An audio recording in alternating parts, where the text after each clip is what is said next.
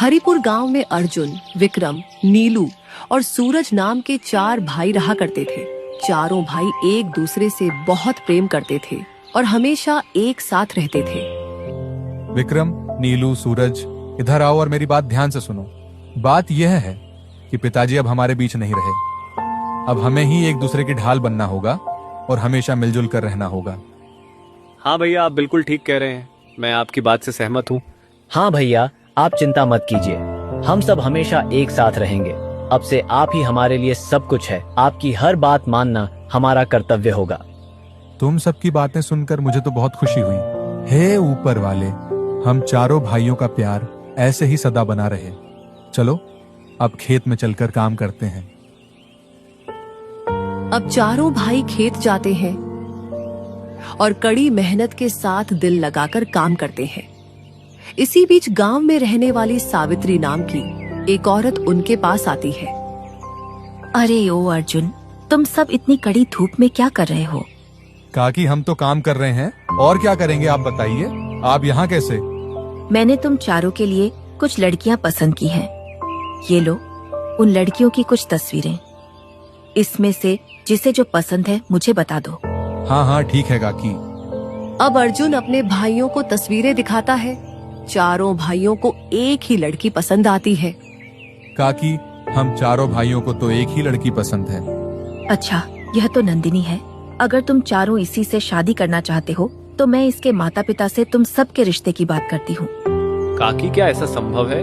हम चारों भाई एक ही लड़की से शादी कर सकते हैं? हाँ, क्यों नहीं। आखिर द्रौपदी के भी तो 5 पति थे, तुम लोग तो फिर भी 4 हो। इतना कहकर सावित्री वहाँ से चली जाती है। अगले दिन सावित्री उन चारों भाइयों के घर पहुँचती है। अर्जुन, विक्रम, नीलू, सूरज, जल्दी से बाहर आओ। तुम लोगों के लिए एक बहुत बड़ी खुशखबरी है।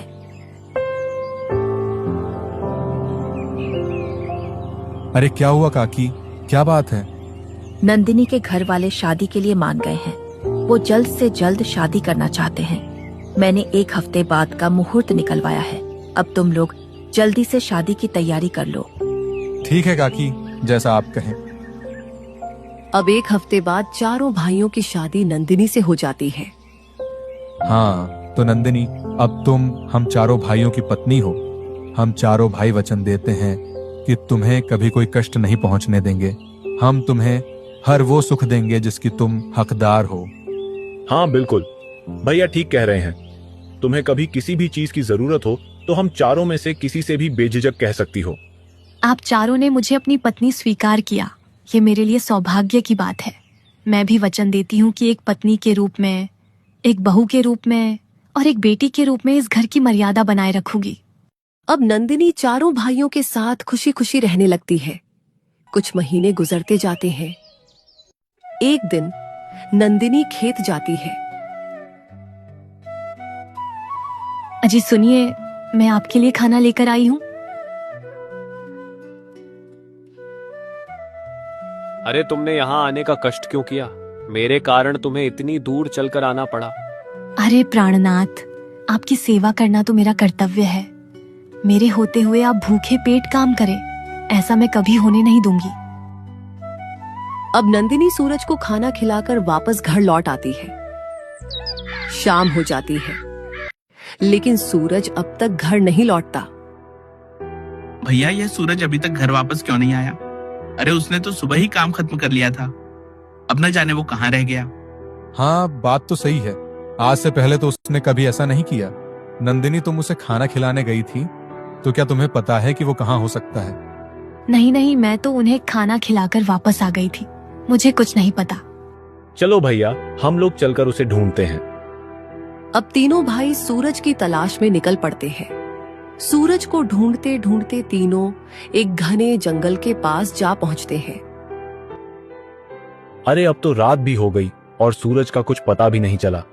ना जाने मेरा भाई कहाँ चला गया, ना जाने वो किस हाल में होगा। क्या बताऊं मैं, कहाँ चला गया? कितनी देर हो गई उसे ढूंढते हुए, पर उसका कुछ पता नहीं चल पा रहा। चलिए भैया, घर चलते हैं। रात को इस सुनसान जगह पर रुकना ठीक नहीं है। हाँ, नीलू ठीक कह रहा है भैया। चलिए चलते हैं, हम कल फिर से आ जाएंगे सूरज को ढूंढने के लिए। विक्रम की बात मानकर अर्जुन और नीलू घर वापस लौट जाते हैं। सूरज के गायब होने के कारण अर्जुन रात भर सो नहीं पाता।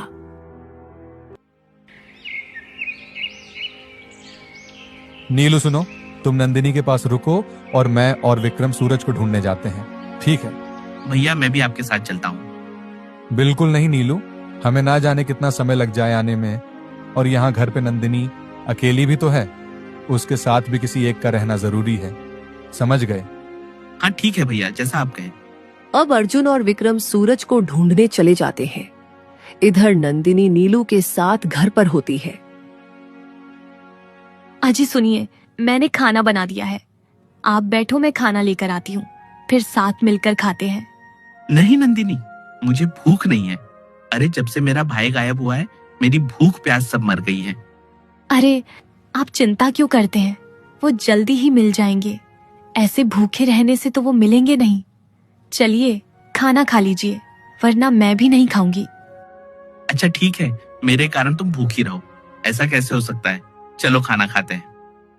नीलू यह कहकर अब खाना खाने लगता है। इधर अर्जुन और विक्रम सूरज को ढूंढते हुए कभी नदी किनारे तो कभी पहाड़ों की तरफ भटकते हैं, लेकिन उनको आज भी सूरज का कुछ पता नहीं चलता। ये सूरज आखिरकार बिना बताए जा कहाँ सकता है? उसने पहले तो कभी ऐसा नहीं किया, समझ नहीं आता, कहीं वो किसी खतरे में तो नहीं है। भैया सुनिए सुनिए, क्या आपको कुछ सुनाई दे रहा है? जैसे कोई मंत्र पढ़ रहा हो। हाँ, लेकिन इस घने जंगल में कौन हो सकता है? चलो चलकर देखते हैं, क्या पता वहां सूरज हो।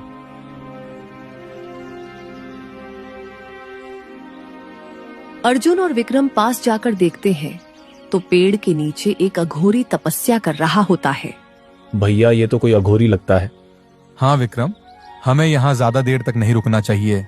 अगर कहीं हमारी वजह से इनकी तपस्या भंग हो गई तो कहीं ये हमें श्राप ना दे दे। चलो यहाँ से चलते हैं। अर्जुन और विक्रम जैसे ही वापसी के लिए अपने कदम बढ़ाते हैं, उनके कदमों की आहट से अघोरी की आंख खुल जाती है।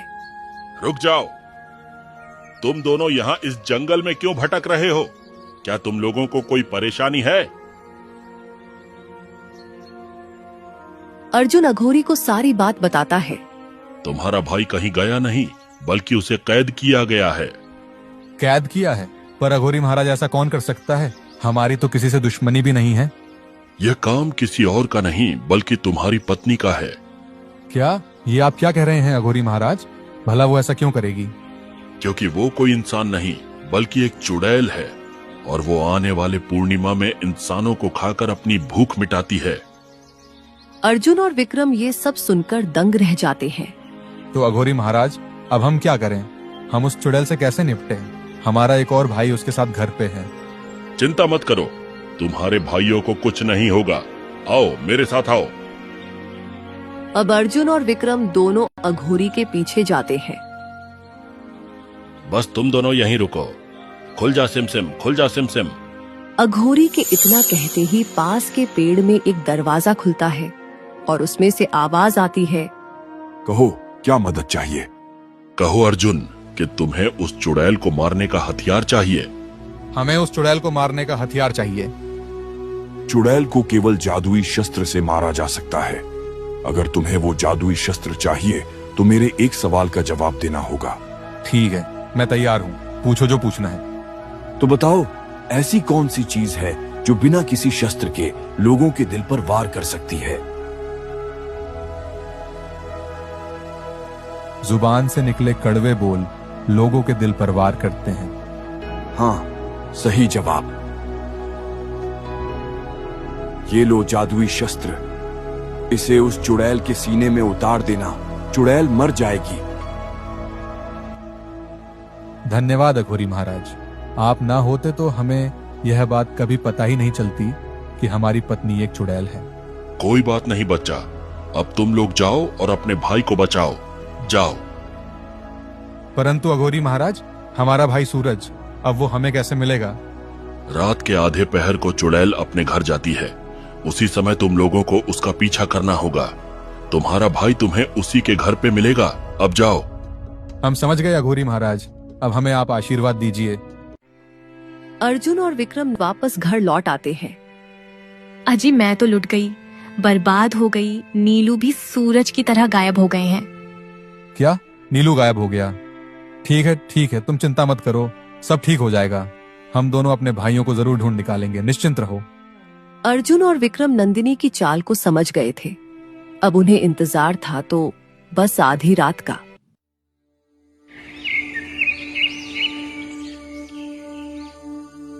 भैया भैया उठिए, रात की आधी पहर हो गई है। अर्जुन नंदिनी का पीछा करने के लिए उठ तो जाता है, पर मन ही मन वो इस बात से उदास था कि नंदिनी एक चुड़ैल है। दोनों नंदिनी के पीछे जाते हैं और देखते हैं कि नंदिनी घने जंगल में एक पुरानी सी झोपड़ी में जाती है। चलो झोपड़ी में झांक कर देखते हैं।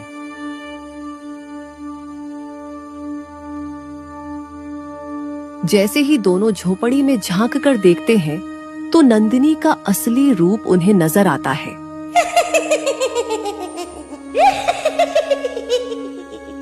भैया ये तो अपने असली रूप में आ गई। अघोरी महाराज ने तो सही कहा था कि ये एक चुड़ैल है। ये तो कितनी भयानक है। यकीन नहीं आता कि आज तक हम इस चुड़ैल के साथ रह रहे थे। भैया वो देखो, हमारे भाई सूरज और नीलू, चलो उन्हें छुड़ाने चलते हैं।